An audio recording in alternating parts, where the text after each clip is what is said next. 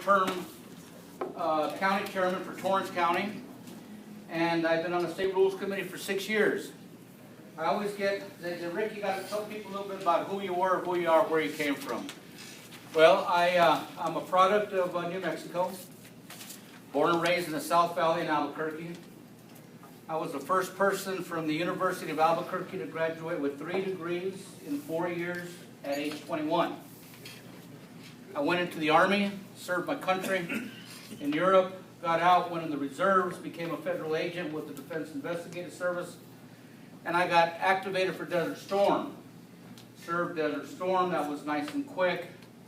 Got out, went into business, kind of came home back to New Mexico, settled in Torrance County, and met a wonderful lady. I was a single parent for 18 years, raised my kids, and I moved back. I met a wonderful lady. I said, honey, the first thing I'm going to do is I'm going to quit politics. I'm not going to do anything else in politics. 4 months later, I was Mayor Willard.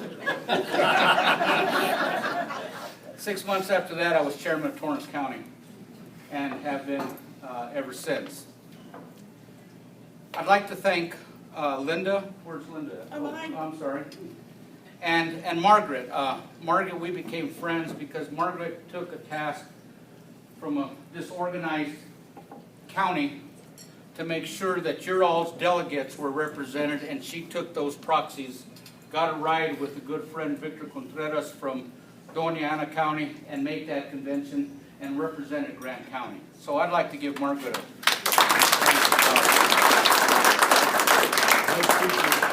because, folks, it's passion that gets people elected. How many of you all are Tea Party members out here, or activate? And that's wonderful, because the Tea Party works so close with the Republican Party, and I want to let Tea Party people know that this new administration wants to work with you all. And this administration, from John Billingsley, the chairman, Rube Render, first vice chairman, myself, are all former or current county chairmen. We're here to work with you, not from the top down, but from the bottom up, folks, because that's how you win elections. How many of you guys are just amazed and mad as hell every time you're reading about what this president's doing? Yeah. I mean, you know, that frustration is amazing, isn't it? I'm going to tell you guys how we're going to turn this county around. And I say we, because I'm going to be here along with you guys. If I got to make this drive 3 or 4 more times, I'm going to make this drive. As long as you guys keep asking me back, I'm going to be committed to you. Torrance County, when I took it over, it was primarily a Democrat county. Our last election, every single Republican, from Mitt Romney all the way down to the dog catcher, if you were a Republican in Torrance County and on that ballot, you won Torrance County. 100%, folks. There wasn't a deviation from it. And we did it 1 cup of coffee at a time. And I'm going to talk a little bit more about that. But all this anger that we're talking about here, about this president, I mean, it's amazing. I think, you know, we used to always say that Jimmy Carter was the absolute worst president ever. And then we got Barack, right? And Jimmy Carter loves him because of that. You know, he's going to be taken off that throne. But, folks, what we need to do right now, commit with me, is to grab that anger, wad it up, and throw it away. Get rid of it. Because it ain't doing a damn bit of good, is it? It ain't doing a damn bit of good, but get everybody to fight in here and argue and get mad at each other. And Barack is smiling every night when he's going back to bed because he's sitting there thinking, man, I got so much disarray out here, they ain't paying attention, and I'm getting my agenda pushed. Because we're so busy fighting in here. It's time to settle the anger, folks. We know what he's doing. We know why he's doing it. Let's just accept that. Now what we have to do, how many Army folks do I got out here? I know I got some good soldiers out here and stuff. Okay? Well, you guys are. Well, sailors. We're going to get to you in just a minute. Don't worry. But you know, we always put the real fighting men first. And then, boy, you're looking for trouble. I know. I said when I was sitting down here, I said, guys, if I don't get kicked out of here in the first 15 minutes, we're going to be home free. And I know I'm still on the clock, so I won't push it. Anyway, there's a thing we call PSYOPs, psychological operation warfare, okay? And if you can get into the enemy's head, half the battle was won. Barack Obama has been in the Republicans' head for the last 5 years, and he is winning. because he is causing mass disarray within our party. He is causing people to get angry with each other, to divide. And you know you can't conquer if you're divided. So I'm asking you guys here today to grab up that anger, get rid of it, because it ain't doing a damn bit of good. And let's say we are going to work together despite our personality differences, despite our focuses. But y'all elected a person that's willing to stand up here and say, guys, we may have a broken ship, but damn it, we're going to get it right. And we're going to straighten out this ship. And we're going to work together. But she can't do it alone. She needs every one of you on board. And that anger has to go. Because that anger isn't doing anybody any good but destroying this party. Now, every one of her, I mean, I know her salary as chairman is exactly what my salary as chairman is. Okay? And we're all human. You know? And every one of you all have something to bring to the table. How many Hispanics we got in here? How many Hispanics we have? Huh? That's a clue, guys. That's a clue. The only one, because I brought him. You know? But that ought to say something, guys. Okay, what are we doing wrong to not get not 1, not 2, not 1%, not 10%, not 50%, but 0% Hispanics at this meeting here tonight? Because they're out there. They're out there, strong Hispanic Republicans. I'm talking to a lady at my restaurant in Estancia the other day, on Saturday, from Doñana County. Active Hispanic, has a ranch out there between Deming and Mesilla. And she's talking about these folks that are talking within the Republican Party, and they're telling her what Hispanics need to do. I'm like, oh, wait a minute, guys, we can't make that approach. We can't do that. They are you, and I am them. We got to look at it that approach. One thing that this president never, ever talks about is to be an American. And first and foremost, we are Americans before we are Republicans. And we have to unite, and that's what our one bond is going to be, is that we are all Americans. Absolutely. And that's where it begins, folks. We're not the 1%ers. We're not the 30%ers. We're not the ones that don't pay our fair share. We have to quit letting the Democrats paint us with our own paintbrush, darn it. We are Americans. And what do we stand for as Americans? Well, obviously, we stand for the political platform. We stand for Second Amendment rights, First Amendment rights, freedom of speech, the right for the unborn. We stand for, gosh darn it, the sanctity of marriage, because I'm Catholic and marriage is a sacrament. And I'm going to tell you something, I think the Catholic Church has been around a little longer than this country has. And I'm proud to say that I'm Catholic, I'm proud to say I'm Christian, and I'm damn proud to say that I'm willing to protect the unborn, and I'm damn proud to sit there and protect the sanctity between marriage between a man and a woman. I don't want to know what people do behind closed doors. It ain't my business what people want. I don't want to mess with it. But I do want to make sure that marriage between a man and a woman, that we need to continue to fight. And that we will win as Americans, not as Republicans, because we do not work it as Americans. The Democrats are going to paint us as anti-gay, as the war on women. You see how they're painting us? And we're letting them do that. And you know why? You know why we're letting them do that? Because we're so busy arguing about Obama and what an idiot he is. We know that already. Throw it away. Now let's focus. Let's get him out of our head. So now we can focus on what our agenda to take this country back needs to be. And to do that, we all in this room have to unite and come together. So I'm going to talk to you a little bit about what it means to be an American. Okay? You remember growing up, and all of us come from the same time, where the saying used to be, I want to be able to get on that carousel and reach for that brass ring. Remember that? And that was the saying in life. If you reach out and you work hard and you reach out and you reach out, one day you're going to grab that brass ring and you're going to be successful. You're going to get a good education. You're going to be able to serve your country. Open up a small business. Go work for somebody and give them a hard day's honest work and buy a home and raise a family and educate your family. And what was the American dream? Was to say, my kids are going to have it better than I did.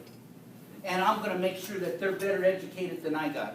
And I'm going to make darn sure that my kids grow up with values. They grow up with morals. They grow up with ethics. That's all. It's called the American dream, isn't it? Yep. That's exactly what it is. Okay, so now we're in the war room here. Okay, so we're going to talk freely. This isn't a kumbaya moment, so we're going to out here and not worry about being politically correct. You know, I worked so close with the Tea Party when they were first forming up out there in Torrence County and out there in Bernalillo County and whatnot. And when I used to go to the meetings, you could see that antagonism, and they were ready to set up candidates. And I said, whoa, whoa, whoa, whoa, guys, time out. Come on, let's go to the back room. You can't bring in a forum and invite both sides if you're going to cheap shot somebody. Because the first time you cheap shot one candidate, hell, no candidates are going to come because they're not going to be embarrassed, folks. They're not getting to this rate to be embarrassed. You ask them valid questions, legitimate questions, but don't set them up. So I started writing the bylaws, and I started working with the Tea Parties real good. And we got a great relationship. In fact, Gerald is my first vice chairman, and we got one of the Tea Party members elected as a delegate, and Gerald was so wise to appoint her onto our rules committee also. And she's a great contributor and a true friend of mine, and a personal friend of mine. But we got to get that anger, guys, and I'm going to keep going back. We got to get that anger and throw it away, man. I got a call one day talking to a wonderful lady, and she says, hey, this lady's the president of the Tea Party, and she'd like to say hi to you, Rick. And I'm like, oh, put her on the phone. First thing out of her mouth was, I don't know if I can trust you. I'm like, whoa, whoa, okay. I never had that one happen to me. And I said, well, I don't know if I should trust you. What the hell? I said, I know who I am. I don't know anything about you. You know, but it's right, there was conflict, you know. And we were able to talk, and we were able to converse and find out that we're both exactly on the same sheet of music. And she's a wonderful lady, and I'm so privileged to have met her, because it's going to be good things that come out of that conversation. But what do we need to do to win and to flip Grant County? You guys already got the answer. And that's, you know, the unions are one issue. And the other one is quite obvious, is Hispanics are the other issue. Okay? And we've talked, I was talking to some folks earlier in the day and talking about, well, your typical Hispanic is Catholic, your typical one. Now there's, you know, but it's Catholic, pro-life,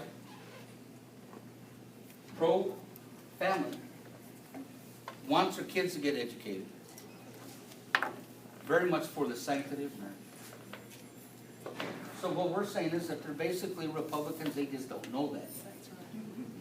So what are we doing wrong that there's not a single Hispanic sitting in this room being involved? Okay.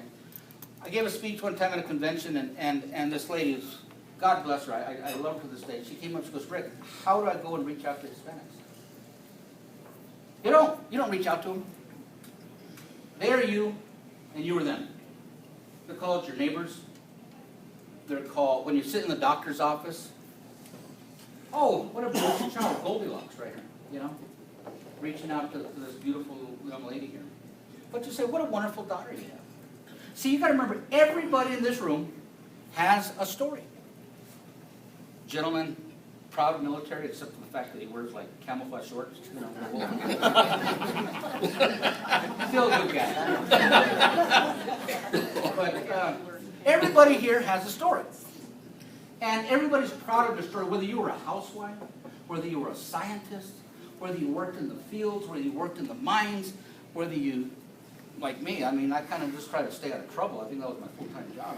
You finally found a lady that put up with me and I married her, you know. But we all have a story. Well, guess what, folks?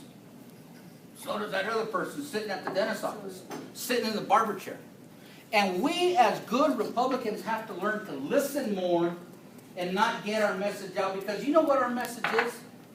On how we act every day. How we go and we lead in the community, how we work with strong ethics, with strong values, how we appreciate everyone. When was the last time you guys seen a landscaper at the bank? They always seem to be working the banks or stuff, you know, because I always have manicured lawns and all. Guy, that's a great job, man. Thanks. I'm always so happy to come here because the lawn looks great. You just leave it at that and walk in the door. Try that one day. And that guy's going to be like, whoa. Because I do it all the time. And you walk out of that bank and that guy's like, thank you, sir. Thank you. And so he's going to find out who you are. Because he says, my God, this guy over here, or this guy, I can't believe he gave me a compliment like that. And he's going, well, who's this guy? And they say, oh, he's this guy. He's, you know, he's real active in the Republican Party and stuff. And this guy took the time and he was nice. In the barber chair, you're sitting there next, you know, the guys they're so funny out there. They're always looking, you know, and they get the Sports Illustrated and they put the Penthouse magazine right in the top of it. I'm looking at Joe DiMaggio, you know. Yeah. But, you know, you talk to the person that's next to you. And you just say, hi, how are you doing? Oh, you got a great son. I remember when my son was that old. What's his name? Start the conversation. Start talking to him. Oh, you know what? I know I want our school system to be better, too. Oh, that's nice. Where are you working at? And you just start a conversation, and you listen to them tell their story because they want to tell their story, because nobody ever listens to them. And then you said, you know what? I'm so glad I met you, because this is why I decided to get active in the Republican Party, because this is exactly what we're fighting for. And that's all you got to do. You don't got to tell them what they need to do. You need to be a Republican. You need to listen to us. Now, you're going to lose everybody that way. Just be their friend. And you convert these people over, guess what? One cup of coffee at a time. And that's how we did it in Torrance County. It wasn't this big strategy, you know, we got to get Victory out, we got to get all these, you know, these hotshot college kids come out there with this computer program and says, guys, I'm going to tell you how to turn this county around. You just do it by one cup of coffee at a time, man. You sit down, you talk to them, you hear their story. Because we all have a story. And if they ask you, share a little bit of your story. You know, I can sit there and tell you about all these accomplishments I've done, you know. But I didn't tell you what I did before I went to college, okay? You know, I came out of Rio Grande High School. I don't know if you guys know Rio Grande out there in Albuquerque in the South Valley. Anyway, for the last 40 years, it's been the #1 dropout rate, high school, and #2, the #1 teen pregnancy rate, high school in New Mexico. The last 40 years. You know, and that's bad for New Mexico when you're #1 in the world, or New Mexico #1 in the nation.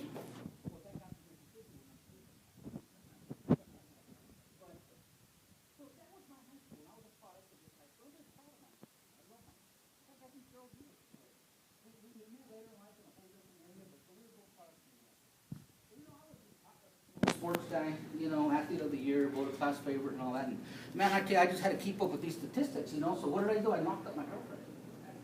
And I got her pregnant, and we were in the statistics. We were one of them. Actually, it was right after high school, and I was going to college. And it would have been so easy to say, oh, poor me. You know, I got to go and I got to get a job, get on a welfare program, you know, have our baby, and you know, we'll try to struggle. But God bless my mom and dad, and God bless my former in-laws, you know.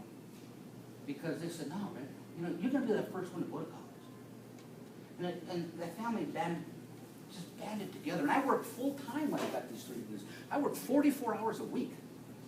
And I worked security at night so I can go to school in the daytime. I fell asleep taking a midterm one time. Before I was putting my name on it, I fell asleep because I was just working and going to school, you know. But damn it, I was going to do it. I was going to do it. And see, that's another part of my story. That I could have been that statistic, and I actually was that statistic, because here was a teen pregnancy again. We were 17 years old. And raising a kid, working full time. I still got 3 degrees in 4 years before I was 21. And I did it because I wanted a future. And then I wanted a future for my kids. And I became a single parent. I raised my kids for 18 years by myself. You know, and I was a federal agent. I actually had to leave the agency because I was getting to travel so much. And somebody had to be home to take care of those kids. So they offered an early buyout, and I left the federal government. I went into business for myself, made it in the business world. My kids grew up, and I came home back to New Mexico. But it was just one step at a time. And that's just my story. And you all have a story. And everybody out there has a story. And the one bond that we have with everybody, except for maybe Mr. Obama, and I really question, we are all Americans. And I'm not saying this birth certificate stuff, folks. I'm talking about when in the history of this country have we really doubted the patriotism of our president? He is assaulting the church. He is assaulting our rights. He is look what the IRS is doing. Look what the EPA is doing. You know, but we all know that because I'm seeing everybody shake their head. Okay, so don't get ticked off anymore. Throw it away. We know that. We knew that he put Susan Rice in that position just to tick off the Republicans even more. Again, he's winning the PSYOPs battle. He's in our head. Remember Tokyo Rose? Remember that? What was her whole purpose? To get in our head. Right? Well, he is our Tokyo Rose. I was just going to say, ROSS got in the Japanese head. Exactly. Right. Exactly. And so, folks, we are all Americans. Be proud to be an American. And now let's start teaching our kids the American dream. Because that hasn't been taught in the last 4 years. And you know, communism, the way it works, is that if you can get a whole generation to forget about something, the battle is almost over. Because they forget about it. And then realize when he gets out of office, those kids that are becoming eligible to vote, 18, when he gets out of office, they were 10 years old when he got elected. So that means he's got a whole generation, folks, of folks that don't know about the American dream. And you're all here tonight for one reason. To get this county back on track so that we can start to live our American dream. And the way we're going to do that is very simple. It's called electing Republicans. How do we elect Republicans? We work with the union folks. Tell them, guys, we're not anti-union. I don't care what they say. We're not. You know what we are? We're pro-job. That's what we are. And we want that guy to be the most successful man in the world because that way he can pay you so darn much money and give you the benefits. You don't need to go out there and pay some guy in a $2,000 suit to collect your dues and say he's going to fight for you. No. We're pro-business because I'm going to tell you something, guys. Because without that guy that you keep fighting against, there is no union because there's no jobs. And we're seeing that today. So we got to get our messaging out. We have the right message. We're just lousy messengers. So we got to work with the unions. We got to sit down there and tell them, guys, we're not against you. We believe in what you're saying. But you know what? When was the last time that the government actually created a job? The government doesn't create jobs. Private industry creates jobs. The government hires people, but they don't create jobs. Taxpayers create jobs. That's where the jobs are created, by the taxpayer. That's where government taxpayers. We've got to get that message out there. And then what we need to do, it's very simple, is when you're at the beauty shop, when you're at the barber shop, when you're at the doctor's office, when you're walking and sitting down at the restaurant, reach out and say hi to Hispanics. Start a conversation. Notice how I never ever said sacrifice your principles. See which way the wind's blowing on an issue. Because the issues are the same for everybody. And we take the right road. We just got to quit letting the Democrats paint us with our brush. So it's very simple, guys. It's called a cup of coffee. Well, sit down, let's talk. When you guys have a meet and greet for a candidate, go to that neighbor that lives in your neighborhood that's Hispanic. This guy, we want you to come meet this guy. He's a great candidate. Man, I love your flowers that you always, when you keep your yard. Would you guys come have some coffee at my house one day? I'd love to have a piece of pie. And then they realize that, guess what? We're not this angry white group. You know? Why? Because you know what? We got rid of the anger. We got them out of our head. Now we're going to start focusing on what do we need to do to bring this country back to America. We're going to be America. So it's simple, folks. It's simple. I am you, and you are me. And and we're gonna get our story out by listening to them. We don't need to tell anybody anything, because we're all adults. And if we start telling people what they need to do, we've lost them. And obviously, we need to work on that area, but here's the proof. Proof's in the pudding. So let's work, because you know what? Americans, there's no social economic status. There's not how much money you make to be an American. It doesn't, Americanism doesn't qualify you how big a house you have. Not to be an American. Maybe a value of success is how many degrees you have, or a value of success is the title of doctor or esquire. That may be to a person, but not to be an American. American has never put that qualifier on there. So that is where we're at, is we don't need your true friends. You don't care what, at least I hope you don't care what their socioeconomic status is. Heck, you know, listen to their story, folks. It's that simple. Invite them for a cup of coffee, and then they see how you conduct yourself and what you are fighting for. And that, yes, they can get a ride on that carousel and reach for that grass. Any questions? Thank you.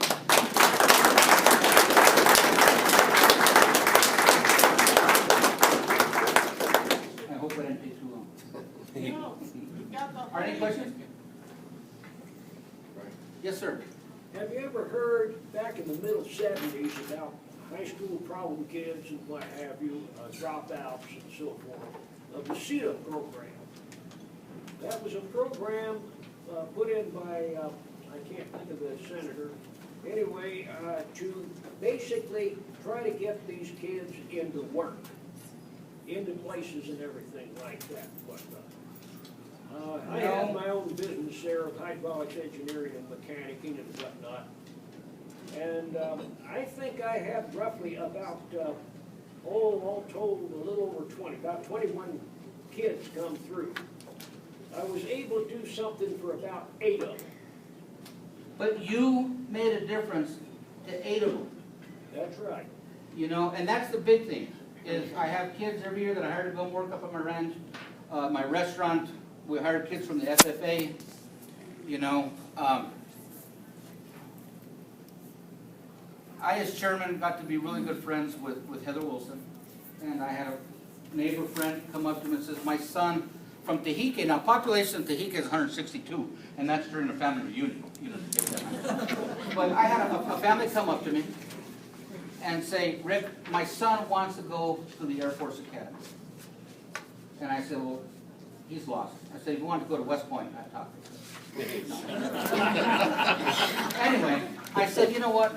He says, but Rick, they need a congressional recommendation. I said, yeah, I know that. And I said, you know what we're going to do is we're going to have a barbecue over here for Heather Wilson for a fundraiser. And I said, you guys are going to come over, and I'm going to pull her off the side, and I said, I'm going to brush this kid up, and I said, he's going to speak with confidence. I'm going to tell him to present himself in front of a academy graduate, and we're going to get that recommendation. He says, but Rick, I can't go. And I said, why can't you go? She says, well, I'm a Democrat. And I said, I don't care. Your son wants to be better. So you're going to come over, and we're going to do that. And that kid just graduated 2 years ago from the Air Force Academy. You know? So let me tell you, get better now. So the next year, I got another kid from across the street and says, Rick, my son wants to go, here you go, to the Naval Academy, Annapolis. By that time, I slammed the door. and she's a strong Republican, and her husband's a Democrat, and the only reason why he's a Democrat is because he's a union concrete form man, and there's no way in hell he'd ever get a job, you know. And they came to do the same thing, though. And I said, you know what, Steve Pierce is running for Congress. And I said, I'm blessed to know Steve Pierce. And I said, he's going to be in Torrance County next week, and I'm going to be driving him all over the county. I said, we're going to stop by your house. No. I said, yeah. I said, and we're gonna work with your son, he's gonna get that recognition. And, he's currently going to Annapolis. 2 people from Tehique, New Mexico. 162, little Hispanic community, you know, that nobody even knows on the map. They can't even pronounce it, for one thing. And yet we got 2 kids going to service academy. And it's called, you know what? Being an American isn't being Democrat or Republican. It's not being wealthy or successful. It's called loving your country. And it's called loving your fellow Americans and making a difference. And Gerald will tell you, I got challenged. I recruited a lady to run for county commissioner, and got her elected. Took me about a year of working her to get her going. And anyway, she kind of did a Judas on me and decided she was going to run against me for county chair. And I was like, whoa, okay, well, that's great, you know, being grateful. That's okay, we're going to take the high road. And I was never so humbled because I knew it was going to be a tough election. Sitting county chairman. And we talked about it. And the folks that I had helped, to include Democrats, said, BS, Rick, we are behind you 100%. What do we need to do? And I'm talking Democrats too, because they knew I helped them. What do we need to do? I said, get Republicans out to vote. We had at least 13 people that I knew that were Democrats change their party registration because they said, you know what, you're always fighting the good fight, and you know what, we're tired of not making a difference, and we're going to make a difference by changing their vote for you. Simple, you know, and we will, you know. But we did it not because of me, we did it because of what we believe in, and that's to be an American. And get the anger out. Focus on what we need to do. What do we need to do to win elections? Every year I tell them the same story. Guys, my whole purpose as county chairman is to get Republicans elected. When I can't do that anymore, you're not going to have to ask me to resign, because I'll be gone, because I failed. So what do we need to do to develop a plan? First thing we all need to do is find Linda and then get behind her. So, there you go. But that's what we need to do, folks, is we elected her. We all believe in the process of free elections. We all respect that. So now we have somebody there. We all need to rally behind her. We need to get behind her. We need to put differences beside us and say, folks, we have one focus. And that's how are we going to get Republicans elected? Because that's the bottom line, guys. Kumbaya, singing, talking, holding hands, doing all this stuff doesn't mean squat if we keep getting the Democrats in office all the time. Because guess what? All that's going to be gone pretty soon. So what we have to do is put aside our differences and say, we have somebody that's willing to stand up there and say, guys, walk with me. Not behind me, not in front of me. Walk with me, and we will get Grant County turned around, and we will start putting Republicans in office, starting from the county level, starting then all of a sudden, before you know it, Grant County, Steve Pierce wins Grant County. Before you know it, the governor wins Grant County. Before you know it, you turn this county around. But you do it one cup of coffee at a time, folks. That's where it starts. That's true grassroots. It starts with at the dinner table. It starts with having a piece of pie with somebody. You can tell I've had a lot of pieces of pie trying to Any other questions? Guys, rally behind this lady here. I got a question. Okay. I figured you would. Probably a tough one now. Not really, not really. I just want you to clarify something. Yes, ma'am. When I was knocking doors, because I did run for office, I made up a brochure and I handed it to them sometimes barely, they'd only open the screen about that wide. And at the top of it, it said pro-life, pro-family. I would get invited into their living room and they didn't know me from the man in the movie. I'm talking to Barry Mexican right in the middle of my Now I felt like, as I left, they said, oh, we're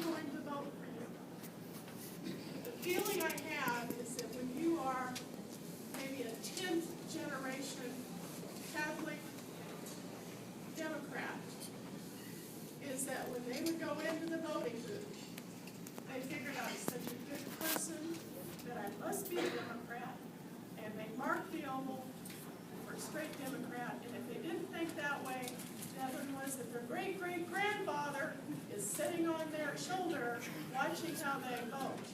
My grandmother, Is God this bless her. true?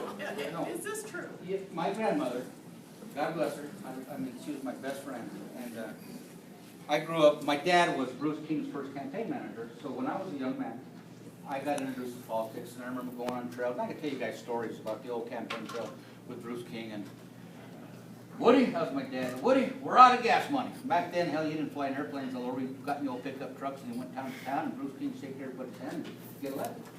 Well, he says, Woody, we're out of gas money. And my dad says, don't worry about it. He says, we're going to have a barbecue. Everybody know where Echo Canyon is, going up there past Espanola? He goes, we're going to have a barbecue out there in Espanola. And we're going to get people coming from miles away just to give you money, Bruce. And Bruce is like, they ain't going to do that, Woody. So my dad went to every little AM radio station and got on that radio. And my dad was a simple, very simple. God love him to death, but passionate. And they talked about, we got to get Bruce King into office here because he's one of us. And we're going to have us a barbecue, and you come out there and you eat a little bit of brisket, and I want you to come out there and meet him personally. And I remember we had this old cow that we had to do a C-section on out there, and we were fishing, and my dad got my old fishing hook, and he sold that old cow back when he sold the calf back. And we knew that they were never going to have another calf again, so we thought, well, hell, we're going to butcher that guy. They ain't nobody going to know the difference. We're going to barbecue that old cow that can't give us no more calves. So we go out there, we're barbecuing, and all of a sudden I remember my dad, he had these two pickle buckets. You know them old pickle buckets with the handle on them? And he says, now boy, you get out there, and I looked up. Now back then it was just a little two-lane road. And I looked up, and as far as I could see, there were cars lined up waiting to come into the barbecue. I mean, for miles it seemed like. And he says, now boy, you take these two buckets out there, and you just hold it up there for people to give you money. Man, I remember coming back, and Dad, I got 2 buckets full of money, and he put that big old foot, he smashed it down, smashed it down. He goes, go do it again. So I did that about 3 times, and I started bringing buckets down. Bruce is sitting there talking to somebody like he always didn't know him. My dad took his buckets and said, Bruce, we got gas money now. And he went and he won that election. And he was ready to throw in the town. He was so discouraged and he was so despondent. Money was high. Money was running out of money. But there was this little simple man who still believed in the American dream and believed in his family. My grandmother, God bless her, she's a typical, my family comes back from 1598 to northern New Mexico with the Spaniards. And my grandma taught herself how to read and write English. And she was working for the schools when she was retired. Well, not retired, because back then you weren't retired, you were just a housewife and your husband passed away, and then, you know. So we got her helping kids in school, and I remember she was sick, and the teacher was teasing her, says, well, Sophie, if you don't come back to school, we're going to give your paycheck we're going to give it away. And she goes, oh, that's fine, give it to all my little hitos and hitas, you know, just give them the money because they can use that. She wasn't in it for the money, she was in it because she wanted to make a difference. But it was so funny because she would never miss an election now. You couldn't get her, I mean, you'd drag her you couldn't get her to miss an election. But my grandma, God bless her, I said, who'd you vote for, Grandma? Well, I voted for all the little Spanish guys, you know, that were on the ballot, you know. Well, back then they were all Democrats. And she didn't know, but she was voting. And that's okay, simply because she exercised her right to vote. And we are not going to flip this county one flyer and one door knock at a time, because that's impersonal. When a guy sits there and looks at this flyer, and, oh, okay, thank you, and as soon as that door's closed, you know, they're going to go back to having a cup of coffee with their other grass group guy that's meeting them 1 cup of coffee at a time and converting them and keeping them there. And it's hard, and you're right, and there's not an easy solution. But everybody here, if you reached out in the course of your day this next week to find Hispanic people, your neighbor, the guy at the barbershop, the guy that you stand up, my kids just love me. I saw a single person, my kids are here, and we go to the grocery aisle, right? And I figured out a great system because back then, okay? Well, I didn't know that, like, if you wanted a cereal coupon, you had to buy, like, that brand and that type of cereal. So, you know, I just played the dumb dad, and I cut out coupons, and then I get the cereal. And if it was macaronis, I just get the macaronis or whatever. And then I'd get there and the lady would be, oh, we're sorry, Mr. Lopez, but you didn't get the right brand. Oh, well, shoot, you gotta have the right brand. I just saw cereal and I played really stupid. And they, oh, don't worry about it, Rick. You know, but when I was in line, well, so funny, all the kids would come because I'd be entertaining them. I used to always get like one of the titles from the National Enquirer, you know, and it was like Marilyn Monroe from Mars or something. And so we would be talking about Marilyn Monroe from Mars. And I would tell my kids this story, and before you know it, there'd be 20 people outside because they loved my stories. Then I just kind of make up. But then all of a sudden everybody knew who Rick Lopez was in the neighborhood because he was the knucklehead that told these weird stories, you know. And we had fun. But you know what? It's called developing a relationship. And developing a relationship is more than a flyer. Now, when you're running for office, you got to get the A, B, C, and D. But what you do is you ask 10 people here to be committed. Guys, you want me in office? You want me to fight for you? I need your help. I can't do it alone. Who's willing to give a coffee and invite 10 of your neighbors over so I can come and talk to them? And you're thinking, man, I got to get those 5 neighbors that are Hispanic in my neighborhood because I never even hardly talked to them. But if I bring them over for a cup of coffee and we can sit down, then a relationship is built and it's formed and it's moving forward. Not rocket science. I understand what you're saying, Linda, because but it starts right now. Right now, tonight. Commit yourself. Throw away the anger. We know he's a knucklehead. We don't got to worry about that. And reach out. Guys, I am for creating jobs in the private enterprise so you can live that American dream. So that we can have a good school system. Guys, for 78 years, New Mexico legislature has been Democrat. 78 years. And New Mexico is ranked 49th or 50th in every area of education. Does that ought to tell you something? You know? I'm tired of that. I don't know about you guys. So we got to change our approach. We don't have to sacrifice our values.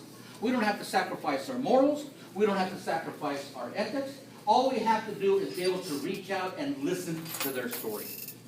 That's all we got to do. It's simple. Next. Thank you guys very much. I appreciate it.